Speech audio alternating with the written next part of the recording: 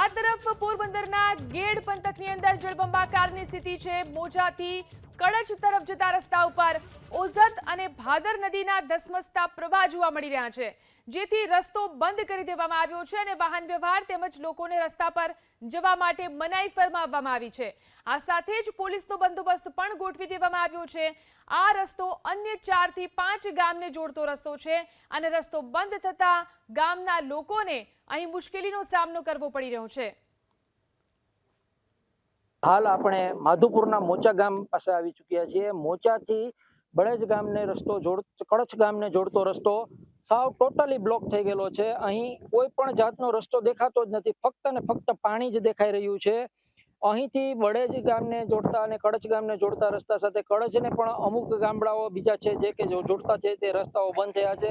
વહીવટી તંત્ર દ્વારા જણાવવામાં આવ્યું છે કે 22 ગામો સંપર્ક વિહોણા થઈ ચૂક્યા છે, જેમાંથી આ ગળેજ ગામ પણ એમાં સમાવેશ થઈ રહ્યો છે અને હાલ કડચ ગામનો પણ સમાવેશ થયો છે અને ઘણા બધા બીજા ગામડાઓ છે કે જે આપણે સંપર્ક વિહોણા થઈ રહ્યા છે। આપણે જાણવા માંગશું અહીંના સ્થાનિકથી કે જે લોકો ગામથી આવ્યા છે અત્યારે આ પાણીની વચ્ચેથી અને શું પરિસ્થિતિ છે તે વિશે જાણીએ।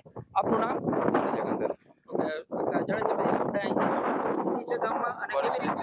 અત્યારે પૂર જેવી પરિસ્થિતિ થઈ ગયેલ છે।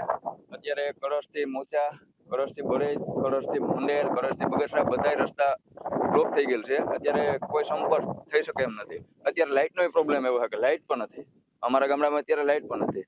અમે ત્યાંથી અત્યારે હાલીને આવ્યા છે, એટલે પાણી થાય, એટલે પાણીમાં અમે હાલીને આવ્યા છે। સંપર્ક કરવો હોય તો મોબાઈલ ચાર્જિંગ માટે લાઇટ પણ નથી ને કવરેજ પણ નથી। આ પરિસ્થિતિ ગઈકાલે જે વરસાદ પડ્યો ત્યાંથી છે કે પાણી ઉપરવાસમાંથી આવ્યું છે એના હિસાબે છે? ઉપરવાસમાંથી આવ્યું એના હિસાબે। કાકા, આપણે વાત કરીશું કે તમે આ ગામના રહીશ છો તો કેવી સમસ્યાઓનો સામનો કરવો પડે છે? અત્યારે શું પરિસ્થિતિ ગામની અંદર છે? જો ટાવરો તો બધા છે કળશની અંદર, પણ એવું કારણ છે કે એક ટાવરના નેટવર્ક નતા।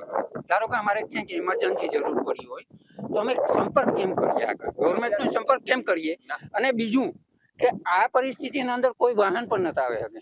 અસ્મિતા, તમે ઓલરેડી જોઈ શકો છો કે કઈ રીતના જો આમાં કોઈ પણ હે ને કોઈ પણ ક્યાં દવાખાનાનું હોય તો જ અત્યારે નાખે, બાકી ન નાખે। આમ જોઈ શકો છો તમે, એમ ઝૂમ કરીને જોઈ લ્યો।